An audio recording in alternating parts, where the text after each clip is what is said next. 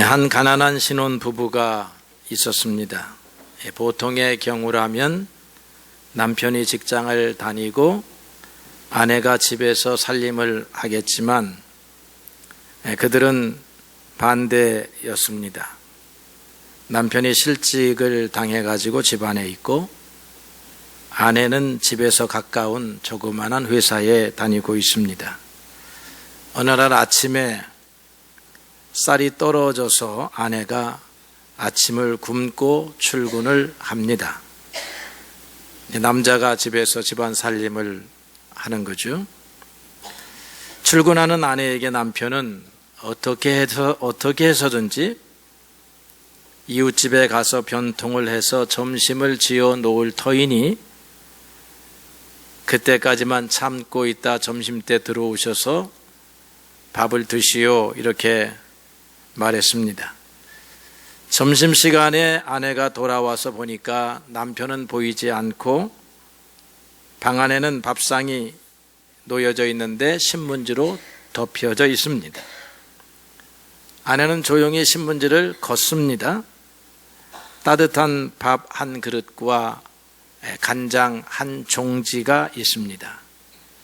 쌀은 어떻게 구했는지 모르지만 반찬까지는 구하지 못한 것입니다.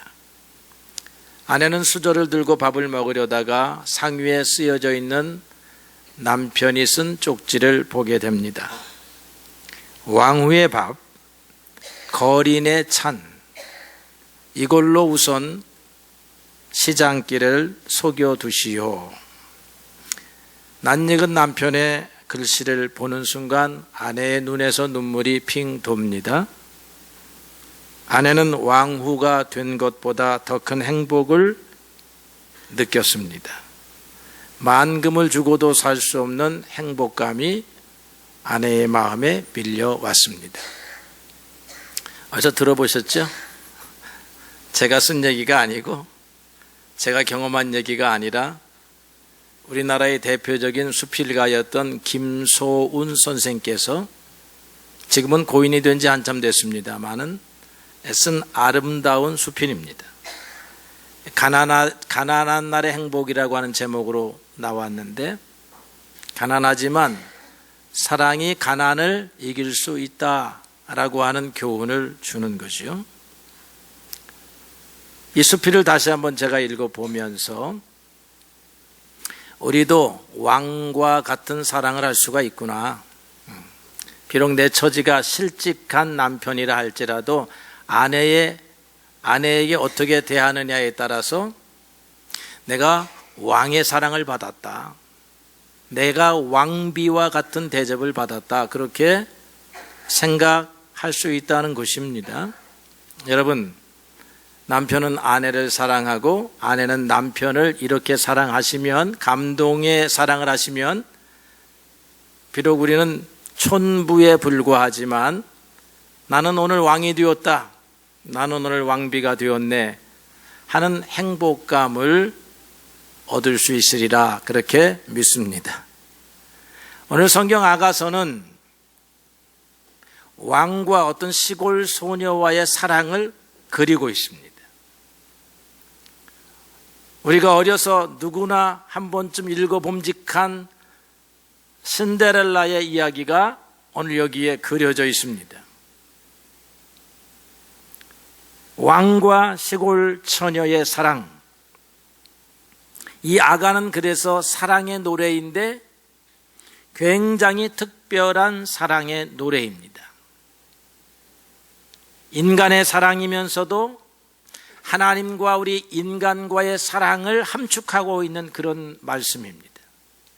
예수 그리스도 왕 되신 만왕의 왕께서 우리 인생들을 사랑하신 그 사랑을 그 밑에 깔고 있는 사랑의 노래입니다. 이러한 사랑은, 왕이 시골 처녀를 사랑하는 사랑은 매우 이례적이기 때문에 우리의 마음을 감동시키는 드라마틱한 요소, 극적인 요소들을 가지고 있습니다. 왕은 일반적으로 양반가에 잘 교육받은 여인이나 아니면 다른 나라의 공주와 결혼하는 것이 일반적인 것입니다. 오늘날에는 이런 예외적인 일이 가끔 일어납니다. 민주화된 사회다 보니까 신분 높은 사람과 신분이 보통인 사람과의 결혼 이야기가 세기의 사랑으로 소개되기도 하잖아요. 그러나 고대 사회는 이런 일이 일어날 수 있는 것이 매우 희박했기 때문에 놀라운 사건이 아닐 수가 없습니다. 더욱이 왕이 사랑한 이 여자가 평범한 여자인 것도 놀라운데 오늘 성경을 읽어보니까 약점이 많은 약점투성이의 여인이었습니다. 그녀의 약점은 오늘 한 3가지로 요약이 됩니다. 첫째로는 예루살렘 처녀가 아니었습니다. 변방 시골 처녀였습니다. 오늘날에 시골이라고 해도 시골 같지 않지만 옛날에는 예루살렘 도성 바깥은 다 시골이고 명문가들은 다 예루살렘 도성 안에 살고 있는 것입니다. 이 여인은 6장 13절에 보니까 술람미 여자라 그렇게 이름이 나와 있는데 이름은 아닙니다. 술람미는 술람 지역에 사는 사람들을 말하는 것입니다. 이 술람은 성경학자들의 연구에 의하면 수넴 지역입니다. 성경에도 가끔 수넴이라고 하는 지역 이름이 나오는데요. 이 수넴이라고 하는 지역은 이사갈 지파의 땅으로 갈릴리 호수 왼쪽 편에 있는 땅입니다. 그러니까 변방 지역이에요. 처음에는 12지파에게 나눠줄 때는 다 좋은 땅이었는지 모르지만 시대가 흐르고 역사가 바뀌면서 저절로 변방 지역입니다. 우리로 말하면 저 함경도 지역이요, 저 전라도 지역이요, 저쪽 경상도 포항 호미곶 이런 곳 같은 곳입니다.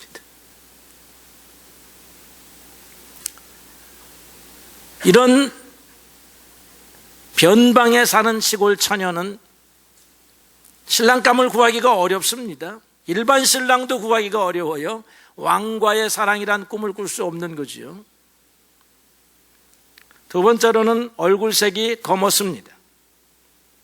이 역시 예루살렘의 정숙하고 교양 있는 처녀들의 모습하고는 대조가 됩니다. 그녀는 얼굴을 가꾸거나 손톱을 다듬거나 머리를 다듬을 수 있는 환경이 못 되었습니다. 햇빛에서 일하느라고 원래 피부는 안 그렇다고 하는데 오늘 이 소녀의 변명에 의하면 원래는 안 그런데 햇빛 때문에 그을렸다, 검게 되었다라고 그렇게 말합니다. 세 번째로는 한낮에도 포도원에서 일해야 하는 가난한 집안의 출신이었습니다. 오늘 짤막한 글에서 아버지는 나오지 않고 어머니 이름이 나오는 걸 보니까 홀어머니였을 확률이 높습니다. 오빠들은 자기의 여동생을 짓궂게 대하거나 선머슴처럼 대하고 부려먹는 종들처럼 대하고 있습니다. 그래서 이 소녀는 어려서부터 수건을 쓰고 쟁기와 낯을 들고 포도원을 가꾸면서 시간을 보냅니다. 태양이 내리쬐는 한낮에도 아마 오빠들의 포도원의 일을 하느라고 쉴 틈도 없었던 것 같습니다. 그런데 이런 약점을 가진 소녀에게 행운이 찾아왔습니다. 왕의 마음이 사로잡힌 것입니다. 왕은 이 소녀가 변방 지역의 출신임을 알고 있습니다. 검게 그을린 외모도 보았습니다. 그래도 2장으로 넘어가서 2장 2절에 보니까 여자들 중에 내 사랑 내 여인은 가시나무 가운데 백합화 같도다라고 칭송을 합니다. 예루살렘에 아리따운 여인들, 소녀들이 있습니다. 양반가의 교양 있는 여인들이 있지만 이 왕의 눈에는 다 가시나무에 불과합니다. 그리고 다른 사람은 가시나무라고 생각하는 저 술람미 여자는 백합화처럼 보이는 것입니다. 콩깍지가 씌었습니다. 여러분 다 콩깍지가 씌어서 결혼했죠? 여러분의 남편보다, 여러분의 아내보다 훨씬 나은 사람이 있었잖아요. 근데 콩깍지가 씌워가지고 하나님이 주신 사랑 때문에 사랑을 하고 결혼을 하고 그래서 오늘 여기까지 온 줄로 압니다. 이런 파격적인 사랑이 성경에 소개되고 있어요. 어떻게 해서 이런 사랑이 일어나게 됐을까? 어떻게 왕은 이 소녀를 보고 마음을 빼앗겼을까? 생각을 제가 좀 해보았습니다. 두 가지 생각을 해보았는데요. 첫째는 이런 거예요. 소녀가 당당했구나. 기죽지 않는 소녀였구나. 이 소녀는 5절에서 예루살렘의 딸들아 내가 비록 검을지라도 아름답다. 계달의 장막 같을지라도 솔로몬의 휘장과 같구나. 그렇게 자기 자신을 표현합니다. 계달의 장막은 아라비아의 한 족속입니다. 계달 족속은. 더 깊게 들어가 보면 이스마엘 족속입니다. 유대인들이 경멸하는 이스마엘 족속의 이방인들입니다. 그들도 역시 유목민이기 때문에 양떼를 옮기면서 장막을 칩니다. 그 장막을 염소 가죽으로 만들어요. 그럼 염소 가죽이 햇빛을 쬐게 되면 점점 거무스름한 색으로 바뀝니다. 암갈색으로 바뀌어요. 그런데다가 가난하니까 10년이 지나도 안 바꿔요. 뚫어져서 비가 오기 전까지는 안 바꿉니다. 양말을 꿰매듯이 옷을 꿰매듯이 그렇게 하는 거예요, 옛날에는. 그러니까 예루살렘 처녀들이 볼 때는 내가 아무리 예쁘다 할지라도 계달의 장막같이 못생겼구나 이렇게 생각하는데 이 여자는 아니야. 솔로몬의 휘장도 내 얼굴의 색깔과 비슷해 이런 거예요. 당당하지. 고개를 숙이지 않습니다. 하나님을 믿는 사람은 이런 당당함이, 자신감이 있어야 되는 거예요. 이 자신감이 교만까지 올라갈 필요는 없지만 오늘 하나님은 여러분들에게 절망 가운데서 일어서라. 내가 너를 사랑하노라. 내가 너와 함께한다 그렇게 말하고 있지. 이 소녀는 자신을 숨기지 않습니다. 자신을 드러냅니다. 자신의 삶을 긍정적으로 생각합니다. 이런 마음을 가진 사람은 예뻐 보이게 돼 있어요. 예뻐 보이게. 반면에 이 왕은, 이 사랑이 성사된 이 왕은 지혜로운 눈을 가졌습니다.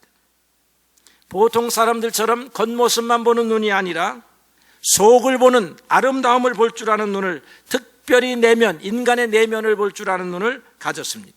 오늘 믿음의 사람들은 하나님의 명령을 듣기를, 하나님은 사람의 외모를 보지 아니하시고 중심을 보신다고 말씀하시면서 우리들도 사람의 중심을 보라고 말씀하고 있습니다. 왕은 어떤 사람이 왕이어야 되느냐? 이사야서 11장 3절에 보게 되면 예수 그리스도에 대한 예언이 나오면서 예수 그리스도의 모습에 대해서 한 줄로 설명합니다. 눈에 보이는 대로 판단하지 아니하시고 귀에 들려오는 대로 심판하지 아니하시는 그분이라 그렇게 말하고 있어요. 왕은 보이는 대로 판단하고 들려오는 대로 판단하는 게 아니에요. 사물의 본질, 인간의 내면, 사건의 동기 이런 것을 볼 줄 아는 사람이 지도자입니다. 하나님의 사람들이지. 이 여인은 예루살렘 소녀들에게 질투를 받습니다. 당연하지요. 왕을 차지하려고 하는 소녀들이 많습니다.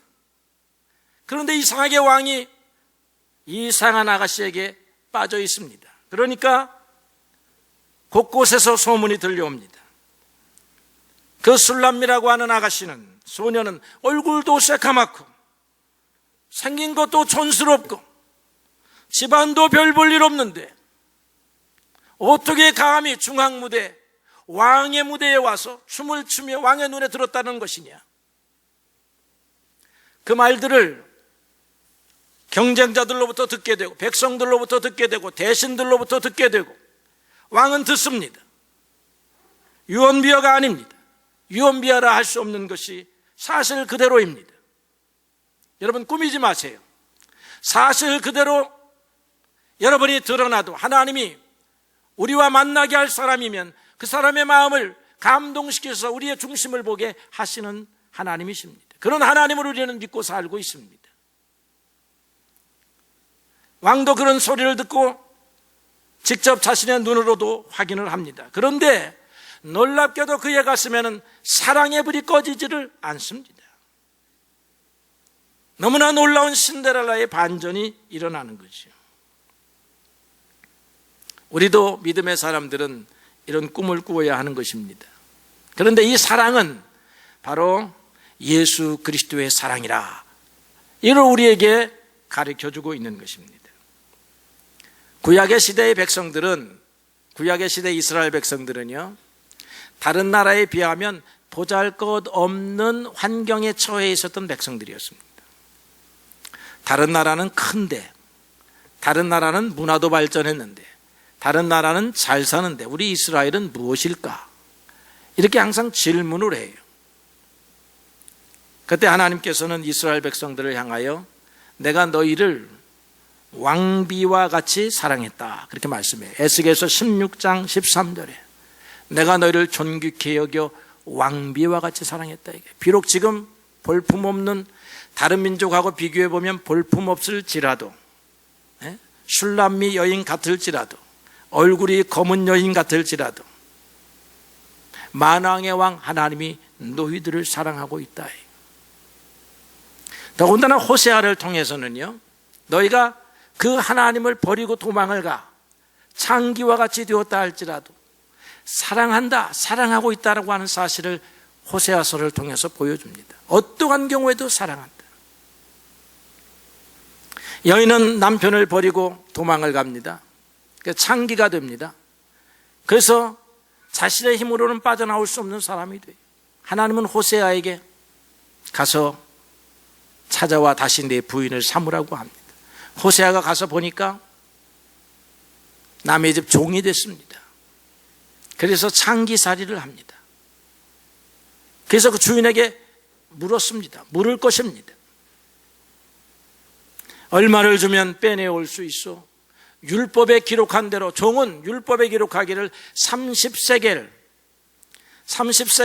내어주면 찾아올 수가 있어요. 그런데 그 상대방이 30세겔 가지고는 어림도 없다. 그래서 90세겔, 3배를 달라고 요청을 하는 것 같아요. 그래서 호세아가 현찰로는 15세겔, 은 15덩어리, 그리고 보리 수확한 것 전부 다, 보리 수확한 한 호멜 반, 그것이 75세겔입니다. 그 당시 가격으로 한 호멜이 50세겔. 그래서 지출한 금액을 보니까 정상적인 가격의 3배를, 아무도 사랑하지 않으면요 30세겔의 값이 15세겔로 10세겔로 떨어질 것인데, 여기 남자가 와서 반드시 내어주시오, 내가 무슨 값을 치르고라도 사겠소 하니까 값이 올라간 것입니다. 우리 값이 올라 있는 사람이에요. 하나님이 우리를 사랑하시기 때문에 여러분 값이 사람들이 보는 값하고 다릅니다.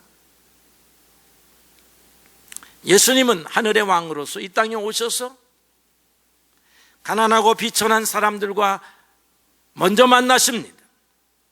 사도 바울은 예수님의 사람, 예수님의 가족이 된 사람들의 모습을 이렇게 그렸습니다. 고린도전서 1장 26절로 28절에 형제들아 너희들의 부르심을 보라. 육체를 따라 지혜로운 자가 많지 아니하며 능한 자가 많지 아니하며 문벌 좋은 자가 많지 아니하도다.